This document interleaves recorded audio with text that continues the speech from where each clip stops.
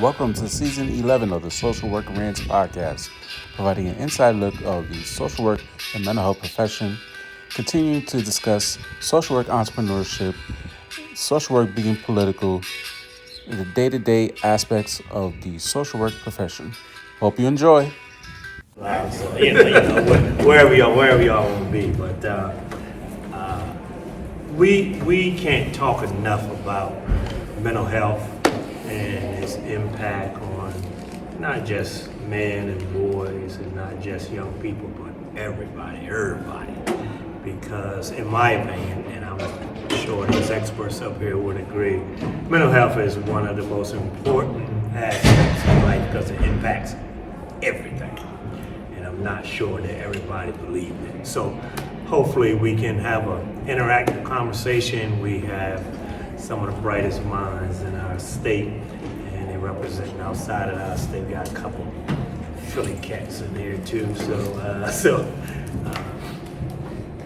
I say Philly, but I went right to the Eagles. So let me get that out of my system.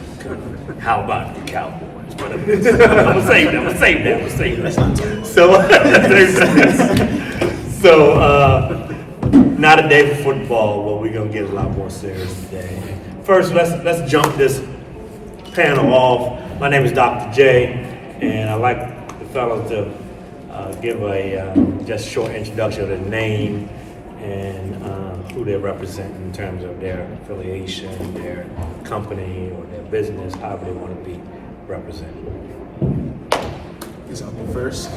I'm Carlos. I'm a director of AATT stores. I'm also a motivational speaker and author.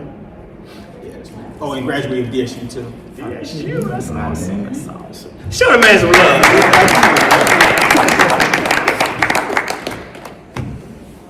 Hi everybody, my name is Basiliso Moreno.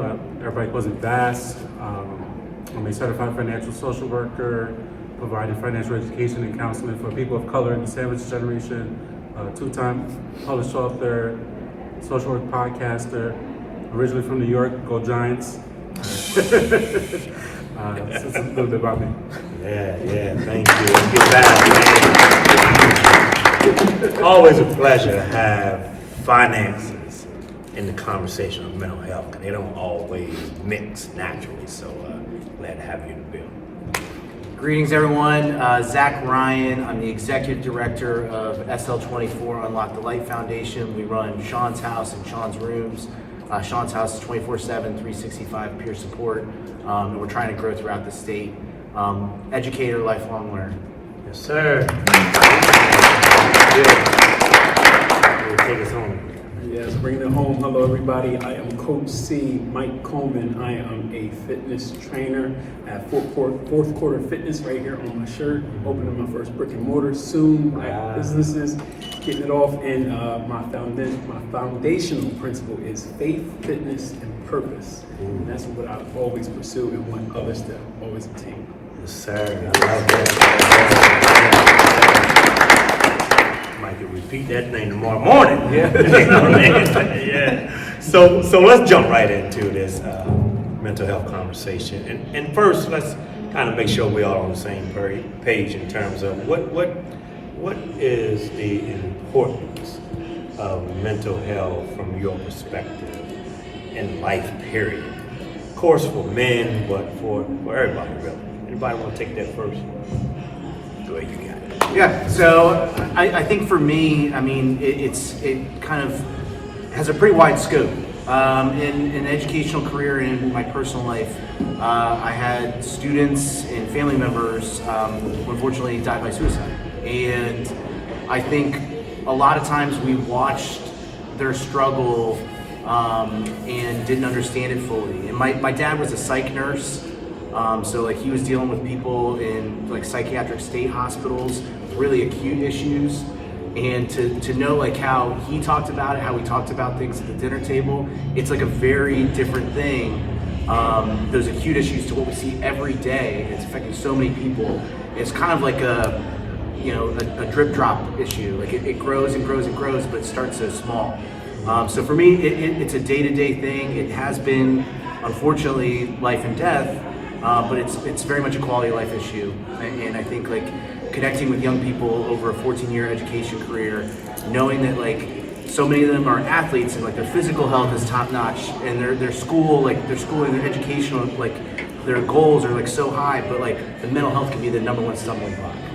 It's a daily process. Yeah. So yeah, I think like that's like trying to instill with people that like take it step by step, day by day. Yeah, thank you for that. And I'm glad you highlighted right from the jump in terms of the athletic community. Yeah. And I would love to pick your brain in terms of that connection and the impact on athletes. Yeah, I mean, he nailed it. And just adding to that, sometimes you can be in great shape and not be mentally sound. So it may look good, like you said, drip drop, and you have this calamity that happens and failure.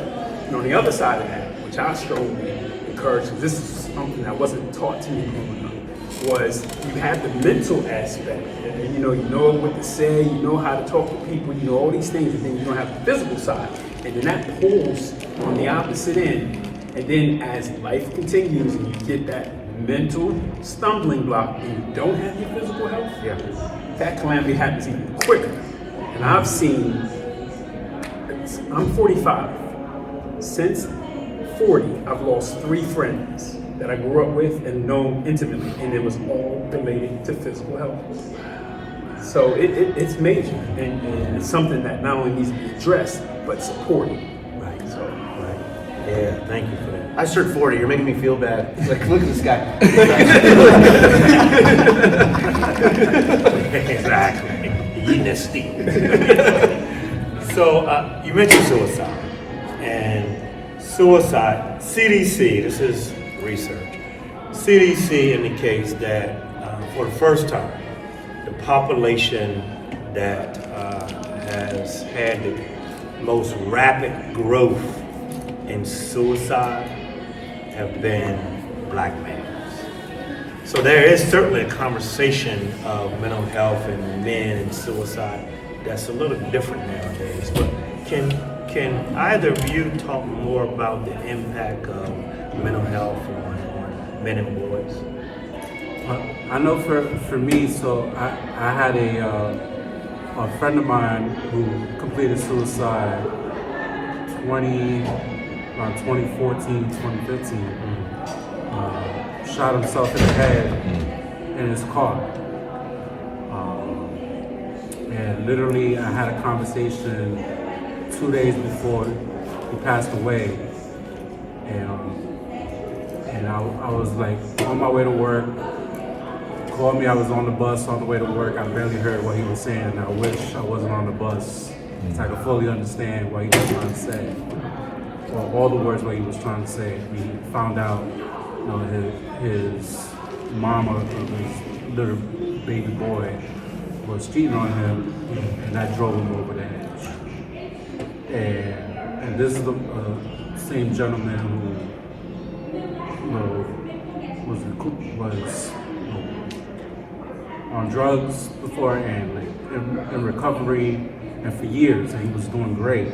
And something like that, I brought him to like that's it. Like, and he asked me for advice, like, bro, just seek custody of your kid if you feel you can handle. Like, you got a baby, and like, he literally did what he did. So I miss him every day. Every time I see something that costs $5, he always said everything should be $5. So every time I see something that costs $5, it reminds me of my friend. His name was Ernest. So, it's hard, and I think, I like to talk a lot about, COVID and the after effects of the pandemic is not being addressed anywhere other than us in the mental health field, that we see it day in, day out. But people are really struggling. I work at 9 to 5 at a children's hospital, and literally people are struggling paying their light bill, paying their rent, paying their mortgage, and people are not getting the help that they need, and it's coming from not just from the state level, it's coming from the federal level all the way down. in city communities, like people are really struggling day in, day out. And it's like, there are times people come to me like, I need housing. I'm literally had to like literally shrug my shoulders. Like I don't have answers. I provide you what I can. There's like limited resources.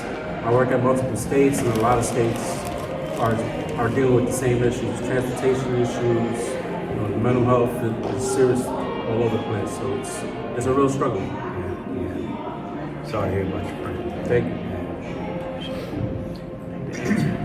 I would say, being a young African American man, it's like, I don't know if any of you guys can agree because you guys are African American men. We don't even like to talk about mental health like that. Or it's like almost frowned upon to do it. You know what I mean? Like if you talk about it, it's like you be going through stuff and you're supposed to just get up and just do it. You know what I mean? Like you're supposed to get up every single day, grind, hustle every single day. And if you talk about it, it's almost like you almost get laughed at. You know what I mean? We kind of joke about it a little bit too as well. Where I feel like we really should be taking some type of importance to it. You know what I mean? But then also too, it's like your community. You know what I mean? Like if we could switch around just the way we even talk about mental health, right? Like, you know what I mean? And I'm unfortunate, to hear about, your friend that committed suicide. So I had a friend that committed suicide last year, like literally right before the mental health summit. And I was thinking like, dang, he was like one of the happiest dudes I know. For me, never really, like, he was always joking around. He was hustling, stuff like that. Me and my boy are here just talking about that, like just hustling, being on the grind. And I never thought there was anything wrong with him. I thought he was just cool, chilling, happy as could be. And then, next thing you know, they say he killed himself. So I'm like, dang, all right. But I feel like, again, he never talked about that, right? And then those people that we see smiling every single day, when's the last time you asked them how they was doing? Like, yo, how are you doing though mentally? Because a lot of times people go to them with their problems. Like, yo, bro, like, you feel me? I'm having this trouble with my girl, or I'm having this trouble, with this person. But yeah, I feel like it's just not talked about enough. I feel like we get clowned about it sometimes. And we just need to, instead of doing that, we just need to stick together, support each other, and just keep moving forward, to be honest with you. Wow. Yeah, that's good stuff. Yeah, I like to add to that. Like literally, I had reached out to one of my high school friends. I graduated in '97, a long time ago. And then I haven't seen him like post stuff on Instagram. Like we would go back and forth, like sharing memes and talk trash about our sports teams, whatever. And then like, luckily he texted me his number. So I texted him like, I haven't seen you online. What's going on? And he's like, I'm just going through some stuff, and I started going to therapy. I'm like, yo, that's what's up. That's great. I've been going to therapy for like 2 years. And he's like, we're like congratulating each other about going to therapy. I think that needs to be, more encouraged and talked about and celebrated. That it's okay to go to therapy. Like for me, so I worked in New York during the pandemic. Worked with older adults and literally having 10 clients passing away from COVID and my mom during the same time period before I moved to Delaware. So it's important to finally, have these conversations and address these, these traumas that we have. And everybody's going through something.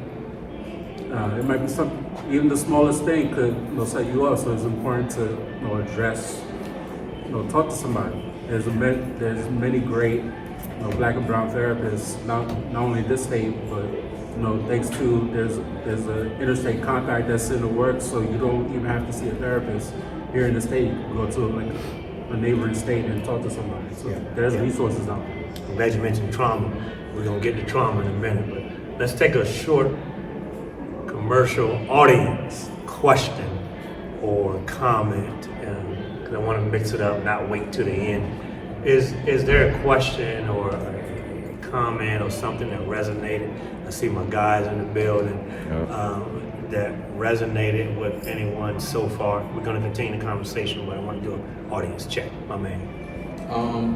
How do you cut the line between knowing when to persevere and knowing when to kind of take care of your mental health? Because as men, the value of a man is based off the responsibility that you hold. So perseverance is needed for us to get to where we want to get to, but at the same time, sometimes it can be a little too overbearing and it can have some long-lasting effects. So where would you see that line in between? I know it's thin. I love that question. And I would like at least two of you to respond to that, because that is usually the elephant in these rooms about male mental health. Because you're right, from day one, we grind, man up, don't worry about that feeling stuff, do what you need to do, make that bread, and put all the other stuff aside. Anybody want to take that first? I literally just had this question asked me about like 2 weeks ago. Similar question. Like for me, like I still had the goal. Like my goal was to be a first gen homeowner. So I still had, despite everything I was going through, still having that ultimate goal. What helped me was, writing it out. Like did a lot of writing. I actually released a poetry book, and that helped me, to deal with. Especially I didn't have an outlet during the pandemic because everything was shut down. Like I was going to the gym before, and then obviously the gym got shut down, so I needed another outlet. And then also started podcasting. So like podcasting, sharing my story, and then actually reaching out to other folks and finding out what's happening in their community that I wasn't hearing on the news of what exactly was going on. So those were like my outlets for me. Yeah. Let me say this. So, because you said it's a thin line, I want to make this very clear, okay? And I gotta be me. Yep. This is from the Bible, James verse 1 and 2. Consider it pure joy, my brothers and sisters, when you face trials of any kind, because perseverance produces things that are going to help you in this life. So you always need to persevere. However, you choose where the perseverance goes, okay? So when you say, I'm going to stop doing something, cut it off with perseverance.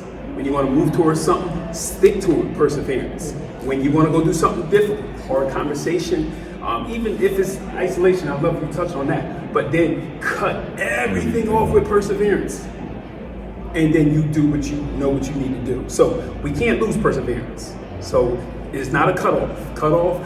Perseverance is essential to life. It's almost just like breathing. It's something God put in us and lets us know it proves you in certain areas to make it to certain areas. So I just want to clear that up as far as no, that's good. Cutting the line. There's no line. You just take your perseverance and apply it correctly. In whose race are you running, right? Like, who's setting up the goalposts for you? I think like right now, like when we're talking about like male mental health, what's the big issue? Like for the past however many years, rightfully so, people have been talking about toxic masculinity. Right. Have they offered an alternative? No. Have we offered an alternative back once we like do some reflection, some self-reflection on us as men? I don't think we've offered an alternative, and nobody's saying like instead of toxic masculinity, let's define a positive masculinity. And so now, like with the internet, with social media, with phones constantly being in our pocket, there is a big market out there to tell you what the goalposts are, to tell us what the goalposts are, to tell us where to channel our perseverance. What if channeling our perseverance was just like being a mentally healthy person? What if channeling our perseverance towards like each day, just try to be 1% better, right? And I think like for me, like the best way to embody it is like the goal for me was to have a family. And I married an amazing person, an amazingly patient person, and I have a daughter. She's out running around out there. But I was depressed when I didn't feel like I was as happy as I should be at the birth of my daughter. It's the happiest moment of my life, but like I watched movies, I saw social media, I saw other people, and I was like, I'm not happy enough. I'm an executive director, I'm not leading. And so I think it's because I'm using somebody else's goalposts. And I think that's like what's really, really tough about it is like put your perseverance towards defining your own goalposts. Yeah, I'm gonna get to social media. What I want to move to trauma. Trauma certainly. If you think mental health has a stigma, trauma definitely has a stigma. Nah, I'm good. I had a little bit of stuff happen to me in the past, but I ain't worried about it. I'm moving on. But can you guys respond to trauma specifically? I know mental health is more than trauma, anxiety, depression, suicide, addiction, whatever. But trauma sometimes is the centerpiece of a lot of mental health issues. Can you talk about the impact, your thoughts about the impact of trauma, things that have happened in the past that just wasn't cool? Yeah. It's actually funny because we were talking about there was like a little poetry joint in here before. I don't know if y'all. Oh yeah, y'all was in here for it. And we was just writing down truth is. So I'm gonna talk about a time that it's not that traumatic. I ain't gonna lie, you know what I mean. But during that time, it felt that traumatic, right? So me being in high school, you know what I mean. My sophomore year in high school, I was playing basketball, right? I started playing basketball. I was a freshman. You feel me? So sophomore year, I tried for the basketball team. It was like maybe over 100 people trying out. I went to a huge high school, William Penn. It was crazy. It was so big, everybody had to put like white shirts on and write your last name on your back shirt so they knew who you were though. That's how big the trials was. So then, you know, I made it to the final tryouts. Thought I made the team. Roster was up there.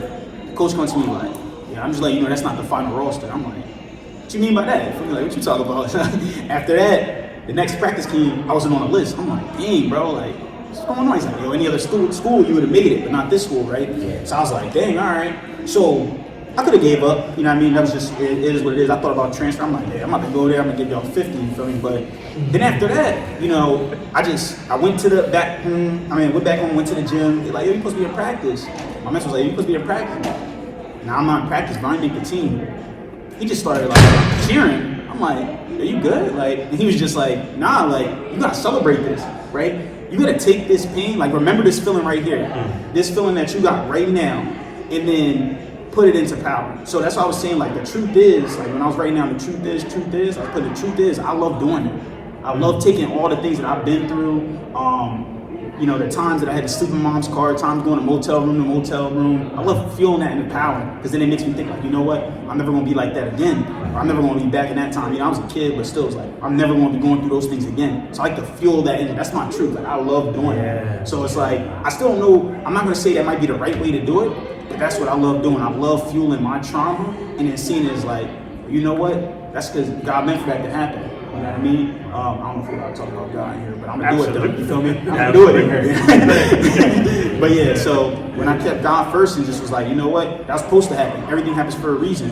And yeah, that's what I just use. I just use to fuel me into everything that I do every single day. Just get those small wins every single day. I look up 365% better. Wow, So, wow. Yeah, that's right. Yeah, no, trauma is, I mean, the meaning of trauma, as you all know, is determined by the eyes of the beholder in terms of who is experiencing that trauma. Any responses to even childhood trauma? I got a client right now who's 60 years old on his fourth wife, which would be relationships, hopefully, and the impact of relationships. He's on his fourth wife, and he's finally have realized that his abuse from his father when he was 2 to about 13 has a direct impact on those divorces, because he would get triggered, we talk about this, triggered in these marriages and the interactions of his wives.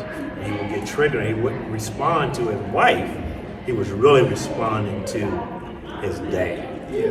So any perspective on how past trauma can impact different, very important lanes in life? Yep. So everybody know what ACEs are. ACEs score adverse childhood experiences. So typically that's where your trauma is going to come from. So before I answer, I just want to think about this. What's the opposite of an adverse childhood experience? What's the opposite of it? Just think about it. So if it's adverse and it causes some type of trauma, what's the opposite of that? So think how amazing that moment must be or feel. So life is beautiful. It's the ugly parts of life we try to erase, and we can't erase them. You got to live with them. I love that you brought up athlete. And this is where somebody's kind of, because we're kind of biased. Because through athletics, I played in the NFL. The best thing that happened for me was the first team I got cut from. That's the best thing. The first time somebody in my life told me you ain't good enough physically to do something. They told me that, I got cut. That's the first time I had a drink. First time ever. Wow. I took that energy, came back the next year, made a roster, and made another roster. So you take it. It has a major and significant impact into your mind. It's an adverse experience. But remember, there's an opposite to it. So this is why I say I'm biased, because I find it in the gym. I can tell you a quick testimony for me. One thing I did this year January 1 to January 31, I ran a 5K every day. Every day I ran a 5K. It was hard, but it was something that I set a goal for myself and I did it. So now we sit here in October and ain't nothing here gonna get me rattled because I've been through things, you know what I mean? So anyway, feel free to elaborate because I am biased on that.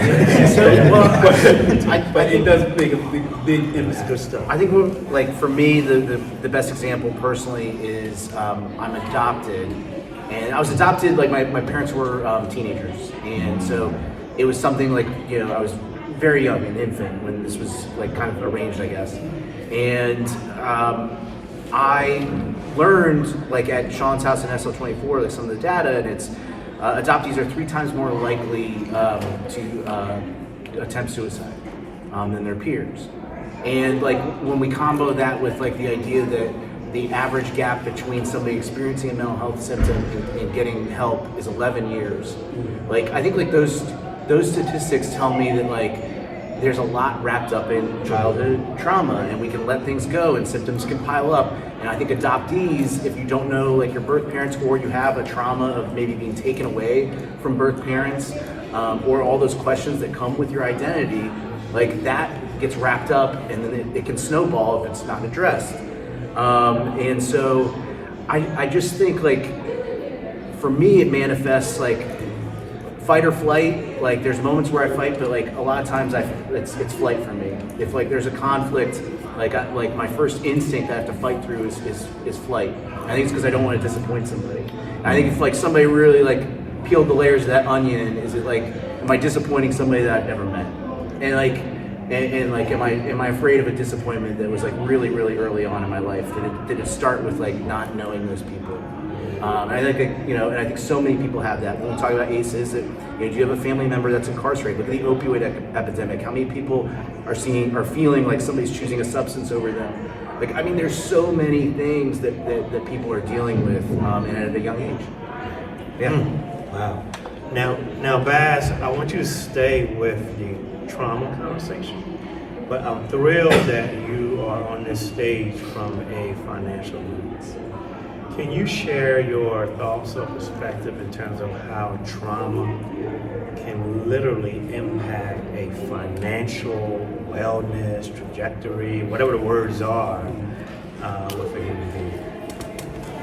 Man, how much time we have to talk about this? I mean, we're going through this the last like 5 or 6 years with like inflation. Like I used to work at Georgetown and I live in Middletown, and just that drive alone and spending gas. I'm like, the gas price kept going up. I'm like, when we hit like almost $4 for like a year, and it was like, oh my God, this is crazy. But like I said earlier, like people are going through it, like financially, the struggles, and like that leads to anxiety, that leads to depression. We have a huge opioid crisis happening currently right now. You mentioned earlier you just mentioned that it triggered me a memory of picking a substance over a child. Like my first wife passed away due to drug and alcohol abuse, and my son was 7 and my daughter is 4. Like, Google didn't have much of an answer to explain to a 4-year-old that his mom passed away. And now like that's like my anxiety as a parent. So like how their future relationships are going to affect not having their biological mom. Like I got remarried and she's a great mom to the kids, but still what that's going to look like in terms of their boyfriends or their girlfriends as they grow up. So just in terms of finances, like we're still dealing with inflation. People about to lose their Medicaid coverage. There's Medicare currently on the chopping block. Like, it's going to get worse before it gets better, and I don't think people really are understanding it and the significance of what is happening currently with our money situation, and that's just going like literally our food stamps. People going to losing their food stamps, and now like where those resources are going to come from. So that's like the day to day that I talk to with my clients, with the day-to-day stuff, and kind of navigating everything that's kind of going on on top of dealing with their past traumas or their money stories or even talking about, what a funeral is going to look like. Death, people don't want to talk about death in our Black and Brown community. Nobody want to talk about like estate planning, leaving a will. If you have a house, like who's the house going to go to? Like, probate court, that's expensive. And all the money that you might get in the life insurance. We don't even talk about life insurance. Life insurance is so needed. Like, we literally stop having like GoFundMe to pay for funerals. Like, if you're young enough, you're healthy enough, go back to health, like have a life insurance policy. Have one on kids, like just the importance of that, because you're just helping your future self in terms of your finances. Thank you for giving that perspective. And yes, let's have another audience. Thank you, appreciate that. All right. What is it? We in the afternoon or still the morning? We're in the afternoon, right? All right, cool. Good afternoon. My name is Daniel Simmons. I'm a freshman, and I major in financial planning and wealth management. So I wanted to more so bridge everything together. So growing up, I would say I was dang near perfect in everything I put my mind to. But today, this morning, we had a session in which we wrote poems about the truth is. And the truth is, my first stanza, I said the truth is, everyone thought I was perfect and I had it all, when in reality I had nothing. When you take away the accolades, when you take away all of the accomplishments, I genuinely had nothing, because growing up as a kid, my main trigger for me, which we spoke about that at BMI, which is a program, we'll get into that later on. My trigger was my parents arguing.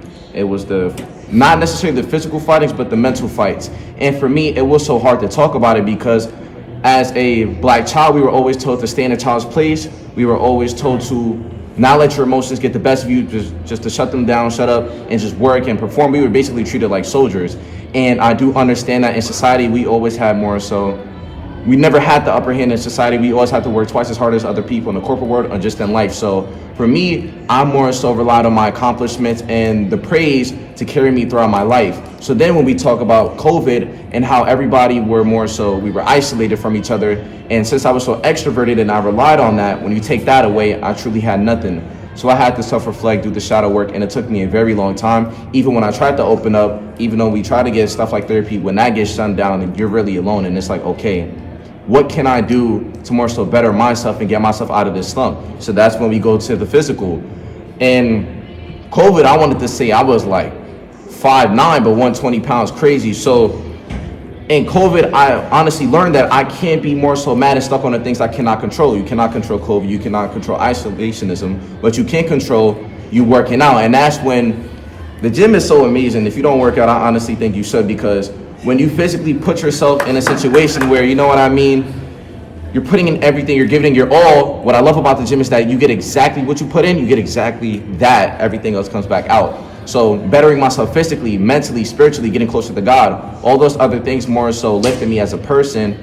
But on that journey, I still couldn't necessarily understand what was wrong with me until I had people like y'all come on panels, until I had people like Dr. J come to speak to us about more so diving in deeper, having a different perspective, someone to talk to actually more so embrace that. And then on the financial aspect, since I am a finance major, I want to say as far as the community is understanding where everything starts at. So supply chain, since a lot of us don't have a positive coping mechanism as far as working out, seeking God, of course, in our communities, you got the check cashing place was right next to it, the liquor store, we got the hair stores and everything else. So we prioritize things for temporary fulfillment, but we never understand and solve the problem at hand. So just all of these other things, it's like we need to have more spaces, we need to have financial literacy, we need to more so have people to come to so we can resolve this and build a better community and have those outlets. So that's all I had to say. Yeah, you just summed the whole that was good stuff. Glad you combed through those layers. I do want to get to relationships, and I can't wait to get to this conversation in terms of the role of mental health in terms of your intimate relationships, and what are the advantages of having mental health stability, whatever that is, as it relates to, because I assume we're in different phases, places, and experiences with females, or your intimate relationships as it relates to dealing with your mental health as well. I don't know who wants to jump that thing off, but make that connection. Well, I'll take it first as far as relationships. And again, commend him for the biggest thing you did right there was identify. Yeah. That's the biggest thing. When people come to me, gym, want to work out, the biggest, I hear, well, I want my arm bigger, I want this part, I want that. What they don't know how to say is what they really want. And it's something typically mentally that they're seeking, you know? And moving that into your question, when you have a partner, I don't think this is just me. When you have a partner, you want them to rely on you. I don't know why you want to put that burden on you, but you do. And we know how typically spouses are. They're typically the opposite of you. But you want to solve problems for you. But anyway, we know that it's not easy to solve those problems. You feel like you're missing, you feel like you're getting it wrong, you feel like you're not doing it right. And that's where that just resilience and the patience is so much that's garnered from just like working out, trying to get better at being the best version of you so you can support your partner. It's just so much behind that. And I think that's just the foundation when it comes to the physical relationship, the mental relationship with your spouse. It's just working on yourself. That's how you can help them. Get yourself in the best possible position to just be stable. Identify those things that bothered you before and then work on them. Don't avoid it. You can't fix anything or address any problem you don't face. It's like, pushing under the carpet. It's just going to build up. So like I said, when people come to say they want to work out, no, you don't want to just work out. You got something going on that you need to get straight and get that together so that you can have a foundation to then work from. I think that's awesome. And just, I would say like what we see like at Sean's house and Sean's rooms, like a lot of young men that are coming in, they're struggling with like the swipe culture, and like that's how we're dating. And I'm married 3 years now, and so like in the inside of my wife's wedding ring, it says, in the inside of my band, it says worth the wait. And I think like understanding yourself, working on yourself, like that's like a big part of it. But like how is society, like it's so like transactional. Like you're swiping, it's moving really fast, and I think like people, if you want to talk about mental health and how it relates, people are yearning for connection, like genuine connection, and I don't think that is always conducive to it. I think if you fall too much into like this is going to work for me, and like it's just about like that transaction, that's really tough. And if you again take that and you do find somebody and you do start to date and you do get into a relationship and then that's transactional, like you want to solve problems, like but it's coming from a place of love.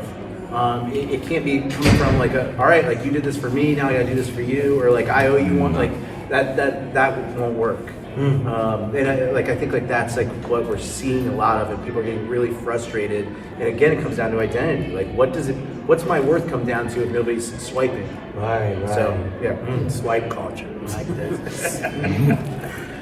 You mentioned swipe culture, shoot. But I met my first wife at a club. We smooth with it. So like when I got divorced and like I had to learn about all these apps, I'm like, and then I like most of my pictures were like with my kids. So I'm like I literally got to take selfies and post them on these different sites, and like and then I started working out, like just to look right so I could start dating or whatever, and like literally the whole idea of just like the swiping and everything, all these different like apps, and one of my ex-coworkers was talking about this app and then this app and like Plenty of Fish and all these other apps. I'm like, oh my God, what's all these apps? And they come to find out, literally a couple months after my first wife passed away, I met my second wife outside. And that worked even better. So I've been married for 3 years, and we talked about God before. So she got me back into the church. The lab before going to church was like literally like funerals. My last like 3 or 4 church services were funerals. She asked me one day to go to church and was like, sure, I'll go. And like literally the pastor was talking about everyday stuff and related it to the word. I was like, I'm coming back. Yeah. And when we moved down here and we found a church, we need a church that has that same feel. Because reading the word how it is, I can't understand. I literally found a church and literally the same thing, everyday stuff. Pastor talking about TikTok and all the day-to-day stuff we do today, but related to the word. That thing now. So like, and I see stories online on social media like the swiping and the dating. I'm like, thank you, Lord, I don't know how to deal with that. Because people are struggling with the dating. People want that connection, and it's hard nowadays. And it goes back kind of to COVID. People lost like their social skills on how to really talk to people, even say hi, how you doing, look at people in the eye, shaking a hand with a stern handshake or things like that, and it's really hard out there. So I assume that none of us are still outside right now. I don't know whether you are or not, but I can't wait to hear you. Talk to us with a different. I could be real with y'all. Yeah. You know, my problem was in the beginning. I felt like, listen, I just love being outside too much, right? It was like not really love being outside too much, but the problem was it was like hard to like be outside, but then also too as well, like, you know, I'm married though, right? Regardless of me being young too as well, right? I've been married almost like 5 years now, to be honest with you. And I'm the only one of my friends that is married. I'll be honest with you. All my other friends, they just, you know, they do what they do, you know what I mean? So they be outside a lot. So it'd be like, sometimes it's hard to like hang out with them and then still be like, yo, I gotta be, you know, still, you know what I mean? I'm faithful, you feel me? So first thing I did is I definitely put God first, for sure. Like, I was not really big in church. I wasn't big in, you know, what my religion was, what my belief was. But then I just started getting in that. Then I realized, like, it sucks though, but I kind of had to change my environment too. You know what I mean? Like, and these are like my boys. Like, I'm talking about, you know what I mean? When I had nothing to eat, they was bring me bowls of cereal out the crib. They let me wear they ball sneaks. So I ain't have nothing to hoop in and stuff like that. So I don't even look at them as family because, like, my family, it's like real spread. I mean, I got 15 brothers and sisters, but like biological 15 brothers and sisters, but we just really just all over the place. So my friends were my family. But then you start thinking about, like, you get somebody that's really like thorough, and I mean like really real, like, you feel me? My wife, she been with me since, you know, I'm sleeping on the couch, you know what I mean? I didn't have no room, sleeping on air mattresses. I was living in a motel room. She was with me through all of that. And I'm like, dang, like, you know what I mean? If I want to be a better man, I just want to be better, not just, you know, for her, but also too, it's like I started to realize I want to be better for myself too. So that's when I just decided, yeah, let me just keep going to church. Let me start to change my environment. And then after I realized, after doing it for a while, I was like, I really didn't even like being outside. I just like being with my boys. You know what I mean? So now it's like, yo, instead of going into their environment, yo, come into my environment. You know, come over to the crib. Let's watch the Eagles kick the Giants behind, the Cowboys, or something like that. we can do that together. You know what I mean? We get drinks at the crib, or if we going out there. Hey, listen, if we outside, I'm beating my wife there too. I came homecoming a couple weeks ago. I'm like, listen, she with me. Yeah, she outside with me. You know what I mean? So it's like, me trying to get into that, it was real hard to be like, yo, live your life. Because that's what my boys think, like, yo, bro, you young, bro, you gotta live your life. But at the same time, it's like, nah, bro, I'm on the bigger, better things. You know what I mean? I'm not worried about this. I'm talking about how we growing our businesses. You know what I mean? How I can get better with God. I can get my body right, stuff like that. You know what I mean? Go to a trip to Jamaica. You know, I'm traveling, but I'm doing it with her. I got somebody that I can do it with. And at the end of the day, when they go outside, that's what they're looking for. They're looking for that in the other people, but they just can't find it. You know what I'm saying? So, yeah, that's good stuff. And I'm gonna apologize for that. I teach cultural humility and never assume when I felt like for the trap, you know. my fault. I mean, you look really young. So I'm 27. Y'all don't younger than that. So, yeah. My fault. I'm in the gym. So let's transition. You mentioned identity earlier. So let's go to the hood a little bit. Manhood. And I think he's talking about the other. Yeah, I'm like, oh. yeah. So can you? You know, this conversation around DEI and EDI has taken a hit, and we all know that. But can we talk about that mirror as far as what is the meaning for you, and how are you activating that meaning every single day in terms of manhood? And what does that even mean? And what's your score in terms of meeting that definition, meeting those metrics, or whatever it means to you? We'll start on this side in terms of this thing about manhood. And you can add race in it and ethnicity in it, however you want to frame it. I mean, my dad was like old school. Luckily, my dad's still alive. He's 87. He got more lives than a cat.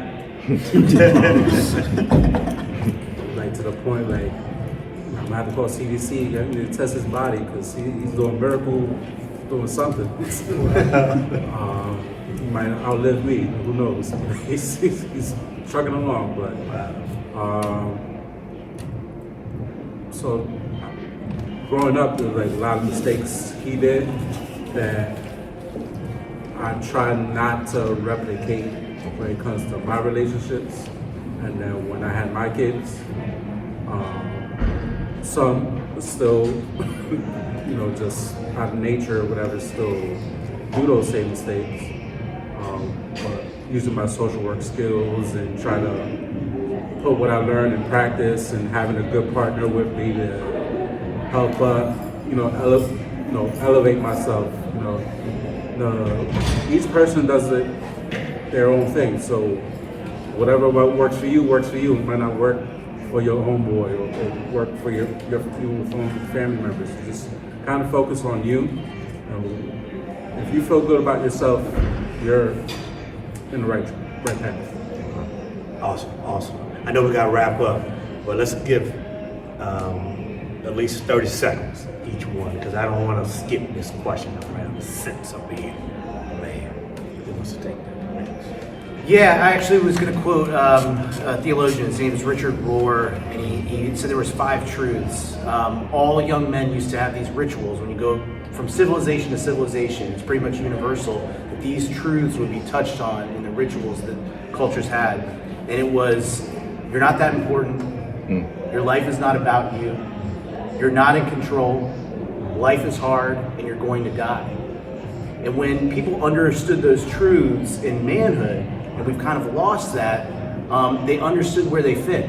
And I think they don't allow somebody else's goalposts, as we said earlier, to define them. It's about, how can I raise others up? Like, I define myself as a man, by how much I raise my family up, how much I raise others up. And it's yes, it is about me and being solid foundation, but can I give a platform to others, knowing that we all have those mutual struggles and truths.